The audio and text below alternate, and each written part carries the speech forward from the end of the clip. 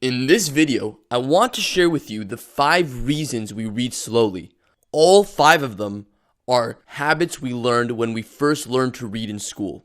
The first reason we read slowly are regressions, which is looking backwards to the left instead of always moving forward in the text. What we do is we go forward 2 steps and then 1 step back and then 2 steps forward and then 1 step back and continue that. So when we read the line, reading quickly is all about, we hear it just like that in our heads. But unless we train our eyes otherwise, our eyes see this. Reading, ing quick, quickly, li is all about. Because instead of moving completely to the next word or chunks of words, our eyes take in part of the last word as well. And it gets even worse when we on purpose decide to go back to reread something. Some readers spend up to 50% of the time going backwards over what they've already read, which means they're only reading half the time they think they are.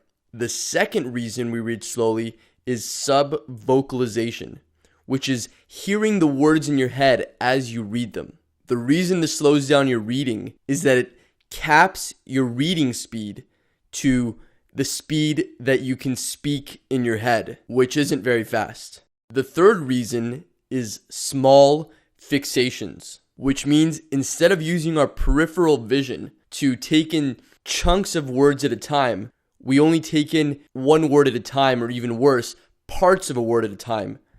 The way our eyes work when we read is they take in pictures of parts of the line and then piece those pictures together. So a big part that determines how fast you read is how big is that picture. For example, let's take the line, reading quickly is all about. The average reader will take the fixations or pictures like this. They'll see the word read and then ing and then quick and then li and then is all and then about and then being. The better reader will see it like this. Reading and then quickly and then is all and then about being.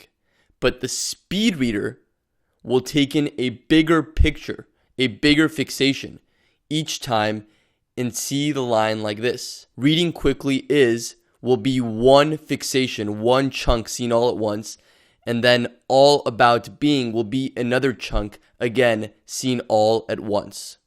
The fourth reason is the time between fixations. Between every fixation, our eyes pause for maybe around half a second.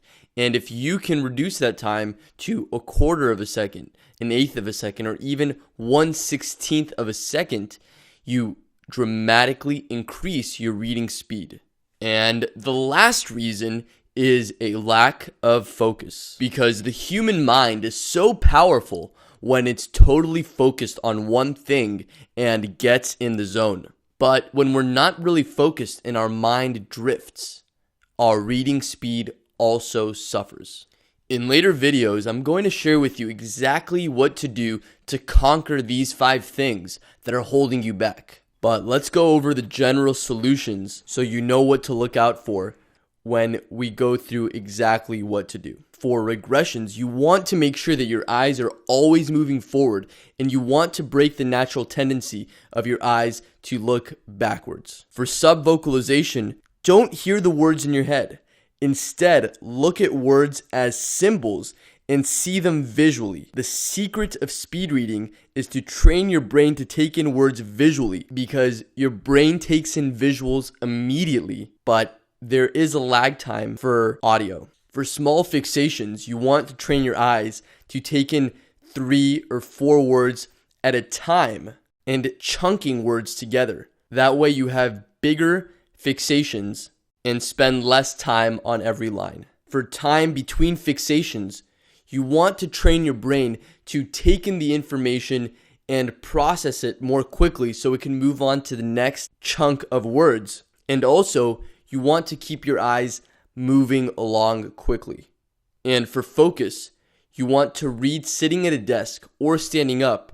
Get rid of all possible distractions like your phone or anything online so you can read in uninterrupted time. don't multitask, and make reading an active process rather than a passive process. This will let your mind get in the zone so you can make reading more interesting and keep your mind from drifting. So I hope these got you thinking, because when we go through the specific techniques to use to speed up your reading, each technique will be solving 2, 3, or even 4 of these problems all at once.